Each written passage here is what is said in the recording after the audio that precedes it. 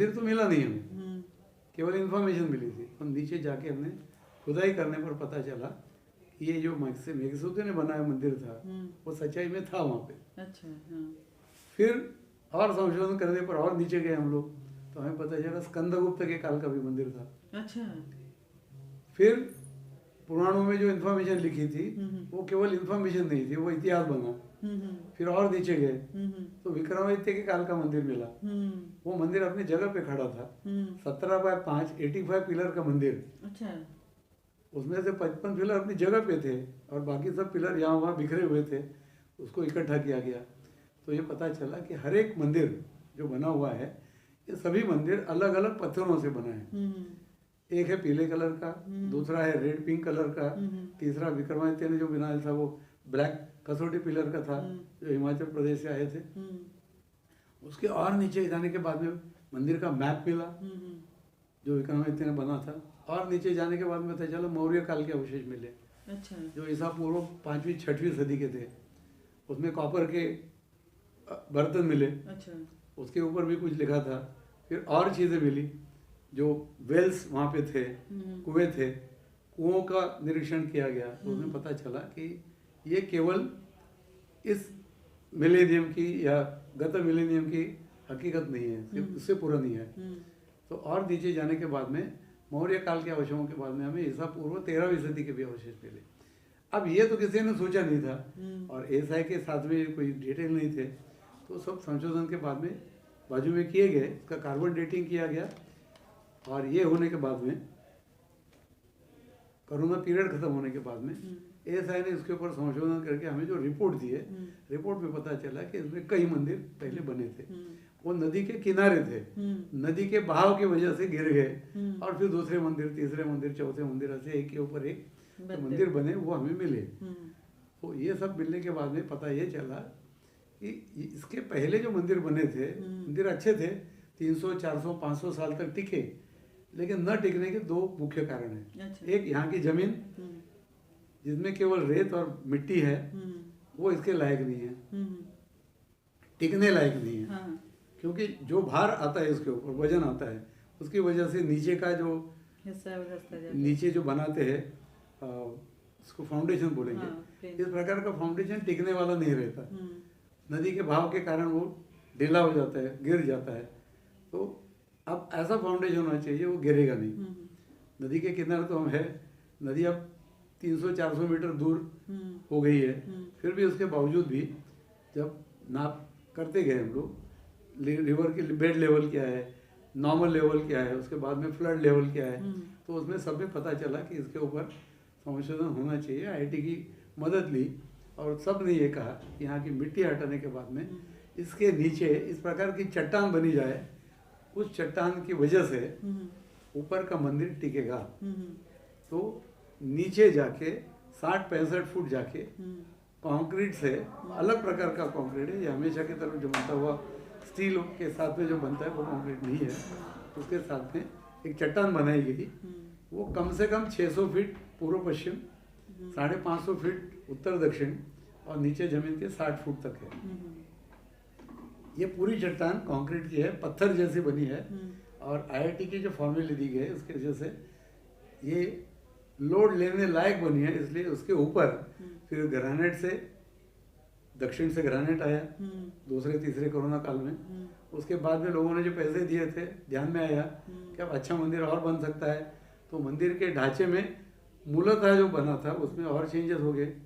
Changes बनने के बाद में उसके खंभे थोड़े अलग हो गए, जो पहले बने थे खंभे उसको फर्स्ट फ्लोर पे लिया गया। तो ऐसे चेंजेस करते करते एक अच्छा मंदिर जो शुरू में सोचा गया था अशोक जी के समय कि केवल ग्राउंड फ्लोर का हो, उसको ग्राउंड फ्लोर भी बना, फिर फर्स्ट फ्लोर का भी बना। वहाँ पे अभी नीचे केवल तो राम लल्ला रहेंगे, राम जी की मूर्ति बनेगी जो बचपन की है। उसके ऊपर जो होगा फर्स्ट फ्लोर, वहाँ पे राम दरबार होगा चक्रवर्ती राजा राम का।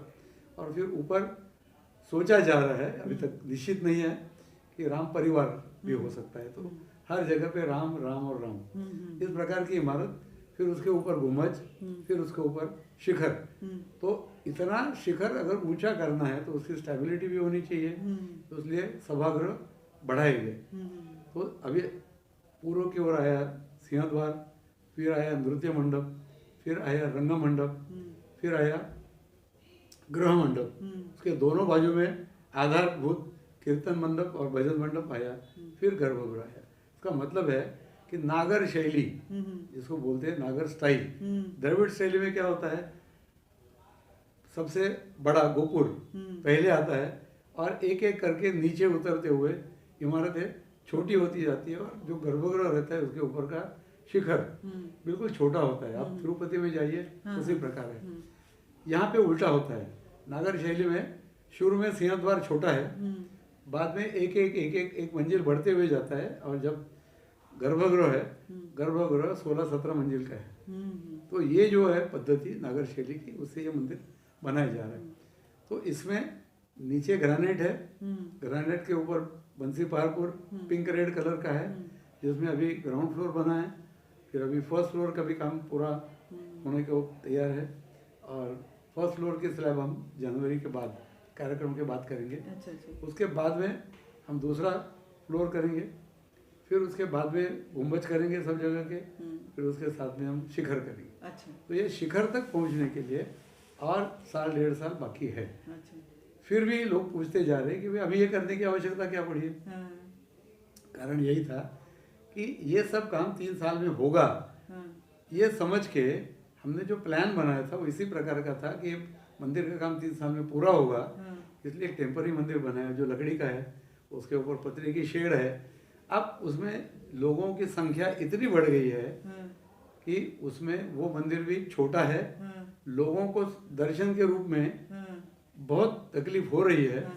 तो हम सोच रहे हैं कि हम वहाँ की जो मूर्ति है, वहाँ अगर पत्थर की जो परमानेंट निवास जो बन रहा है उसमें अगर हम शिफ्ट करेंगे तो लोगों को देखने के लिए भी आसान होगा।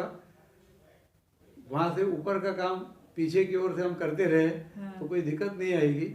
तो हमने एक फेज 1 के रूप में ये काम पूरा करके जनवरी में अभी उसकी विग्रह मूर्ति वहाँ रखी, उसकी प्राण प्रतिष्ठा की।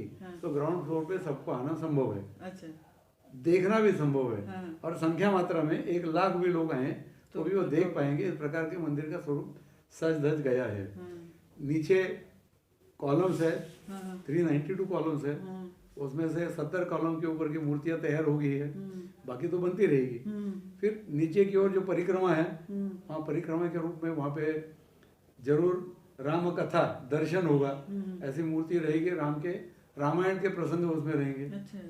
तो हम राम कथा दर्शन होगा। फिर जो परकोटा होगा, एक 25 मीटर की दूरी में, एक 150 मीटर बाय 250 मीटर का जो इमारत है, वो चारों तरफ एक मिनी फोर्ट्रेस है, वो भी बनेगा। तो उसके होते हुए पूरा इलाका 10 एकड़ में होगा मंदिर का। तो ये मूलतः मंदिर रहेगा 380 फीट पूर्व पश्चिम। नीचे उसकी विड्थ होगी, चौड़ाई होगी 268 की, और ऊंचाई होगी 161 फीट की। ये भव्य मंदिर ना पहले सोचा था, ना उसकी ड्राइंग्स तैयार थी। ये ड्राइंग बनने से लेके इसको खड़ा करने के लिए अनेक लोगों ने इसमें जो काम किया है, उसमें से मैं केवल हूँ एक, लेकिन मैंने ये सब काम किए नहीं। ये सब काम आर्किटेक्ट के रूप में हमारे सीवी सोमपुरा जी, चंद्रकांत भाई सोमपुरा अहमदाबाद के हैं, जिनके दादा ने इसके पहले सोमनाथ का मंदिर किया था। इन्होंने पावागढ़ का मंदिर किया है, अंबाजी का मंदिर किया है। तो मंदिर के शिल्पकार हैं, उनकी ये रचना है। जो चेंजेस किए गए तो उनसे मिल के साथ में डिस्कस करके किए गए हैं। इसलिए पहले एक सभागृह के साथ में था, उसके 5 सभागृह हो गए, इसलिए पत्थर भी आने को लग गए वहाँ पे। तो ये करने के लिए कार्यशाला में जो काम शुरू हुआ था वो 96-97 के बाद में 20 साल तक चलता आ रहा। वो उसमें थोड़ा मॉडिफिकेशन करने के बाद में हम जो कर रहे हैं उसमें ग्राउंड और फर्स्ट फ्लोर तक का काम हो गया। अब इसमें आज के रूप में जो काम कर रही है वो सिविल कॉन्ट्रैक्टर के रूप में, EPC कॉन्ट्रैक्टर बोलते हैं, engineering foundation, procurement of material, और बाद में कंस्ट्रक्शन, सिविल कंस्ट्रक्शन। यह है L&T। L&T के रूप में इसके पहले भी जब कहीं इस मंदिर के बारे में सोचा गया था, तो उस समय घनश्याम दास जी बिरला पत्थर देने के लिए तैयार थे। उन दिनों की बात में 25 साल की पहले की बात कर रहा हूँ।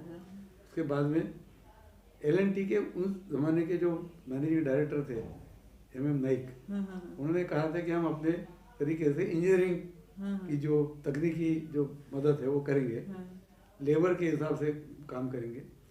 और फिर अशोक जी सिंघल ने कहा कि इसके लिए जो पैसा है हम इकट्ठा करेंगे। और बस वही कहा सुप्रीम कोर्ट ने कि ये पैसा जमा करेंगे के काम विश्व हिंदू परिषद करेगी ट्रस्ट के रूप में। इसलिए ट्रस्ट बनाया गया था।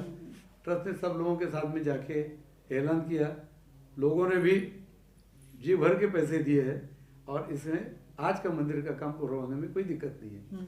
अब ये काम 3.5 साल तक चला आ रहा है। उसमें कुछ काम हो गया है जिसको हम फेज 1 कहेंगे। फेज 2 के रूप में द्वितीय फ्लोर और ऊपर तक जाने का काम और 1 साल 1.5 साल बनेगा। इसके साथ में भी बाकी इमारतें भी है। तो उसमें है पिलग्रिम फैसिलिटी सेंटर, यात्री सुविधा केंद्र। आपने देखा है सब जगह पे इस प्रकार की सुविधा होती है। तो सुविधा केंद्र का काम भी बन रहा है और 3-4 महीने में वो भी तैयार होगा। इसके अलावा यहाँ पे कुबेर टीला है, वहाँ पे एक शिव मंदिर है, वहाँ पे जटायु का स्मारक बन रहा है। शिव मंदिर फिर से रेनोवेट हो रहा है वहाँ पे। इसके अलावा बिजली पानी की व्यवस्था, यहाँ पे कोई लाइब्रेरी, यहाँ पे कोई म्यूजियम, यहाँ पे कोई ऑडिटोरियम, यहाँ पे लोगों को बैठने के स्थान, संत महात्मा लोग आएंगे तो उनके लिए कोई व्यवस्था। फिर इसके साथ में ये तपस्या भूमि है, तो यहाँ पे यज्ञ भूमि बननी चाहिए। यहाँ पे गौशाला बनेगी, आगे चलकर अनुष्ठान मंडप धार्मिक कार्यक्रम करने के लिए बनेंगे। यहाँ पे कहीं एक वेदशाला करने का भी प्लान है, सोचा गया है। एक ट्रस्ट का ऑफिस होगा, एक एडमिनिस्ट्रेटिव ऑफिस होगा। तो इसको साथ में लेते हुए कई अनेकों बिल्डिंग्स भी उसके साथ में मास्टर प्लान में तय है। उसमें से केवल 8 बिल्डिंग हम शुरू में कर रहे हैं, फिर और 7-8 बिल्डिंग बाद में करेंगे। तो उसको करने के लिए भी और 2-2.5 साल लगेंगे। तो ये पूरा मिलके हो सकता है कि 25-26 तक ये प्रोजेक्ट चलता रहेगा। फेज़ 2 बनेगा, फेज़ 3 बनेगा, लोग आते रहेंगे, देखते रहेंगे और लोगों के मन में जिस प्रकार की योजना है उस योजना को पूरा मूल रूप लेकिन भव्य रूप देने के लिए हम बंधे हैं यहाँ पे। लेकिन ध्यान में रखना इतना ही है कि उस वानर सेना के हम एक केवल अंश हैं जिन्होंने यहाँ पे सेतु बनाया था। उसी प्रकार यहाँ पे राम का मंदिर बनाने की जो प्रक्रिया जारी है उसमें हम लोग अपना हाथ बटा रहे हैं।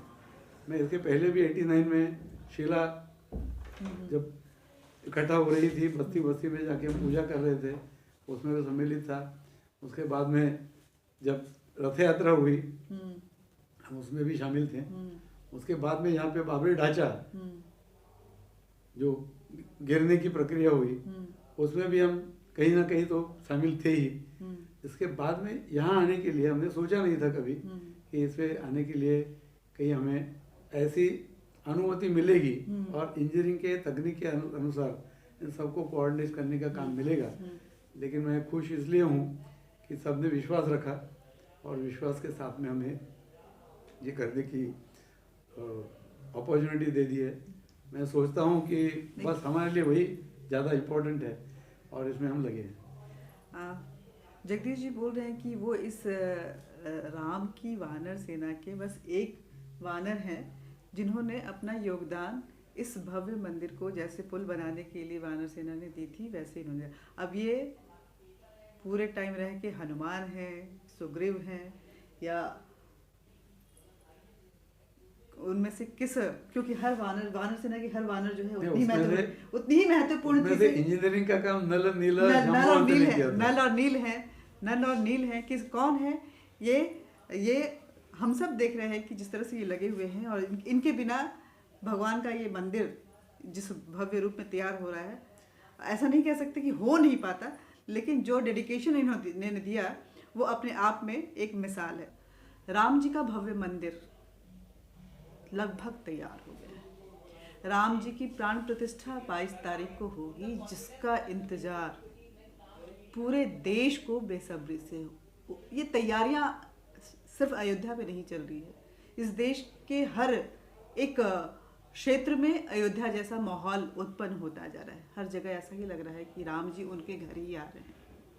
ये एक सपना भी कह सकते हैं, किसी ने सोचा नहीं था कि ये इतनी लंबी लड़ाई जब खत्म होगी तो इतने कम समय में, इतने भव्य रूप में भारत के लोगों के सामने उनके इष्ट देव राम इस तरह से आएंगे।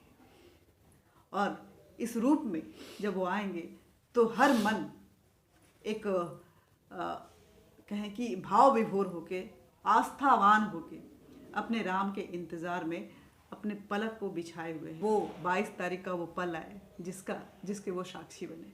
हम शुक्र मनाइए कि हम लोग उस एरा के लोग हैं जिन्होंने राम मंदिर को बनते हुए और उसमें प्राण प्रतिष्ठा होते हुए देखा है। कितने लोगों ने इसकी लड़ाई लड़ी है, कई सौ सालों की लड़ाई रही है, कितने लोगों ने जान गंवाई है, और हम उत्सव मनाने जा रहे हैं।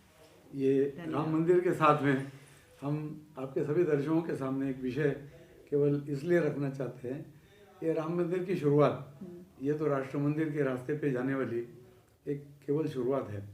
इसके साथ में जब सब हिंदू, सब ये भारत के सभी निवासी, भारत के बाहर भी जहाँ जहाँ है वहाँ सब साथ में आ जाएंगे, तो इसका राष्ट्र मंदिर बनने में कोई दिक्कत नहीं आएगी। ये राष्ट्र मंदिर की प्रक्रिया, कार्यक्रम शुरू नहीं हुआ है, अब एक एक करके तेज रूप में आगे जाके स्वरूप पकड़ रहा है। स्वदेशी की इस वृत्ति में अगर हम साथ में एक इकट्ठा रहे और हम एक साथ इस देश को स्वदेश बनाएं और ऐसा देश बनाएं कि इसको स्वराष्ट्र के रूप में सबके सामने खड़ा रहे, तो मेरे ख्याल से लगता है कि जय विजय के इतिहास के सभी पन्ने फिर से आपके सामने खड़े हो जाएंगे और अब नया इतिहास, एक नया इतिहास का एक नया पन्ना खुलने वाला है। और इस पन्ने का जो स्वर्णिम अक्षर होगा उसमें राष्ट्रवाद जय और हमारे इष्ट देव राम सबसे ऊपर होंगे, जो हमें इस देश को, ये मंदिर राष्ट्र मंदिर के रूप में पूरे देश में स्थापित होगा। लोग इस आस्था के केंद्र पे जब आएंगे तो अयोध्या अपने आप में फिर से उस दशरथ काल में, उस सतयुग काल में जाएगा जहाँ पे श्री राम कण-कण में बसते थे। और आज भी हमारे मर्यादा पुरुषोत्तम श्री राम की नगरी में आप सबका फिर से स्वागत है। आते रहें और यहाँ का आनंद लूटते रहें। धन्यवाद।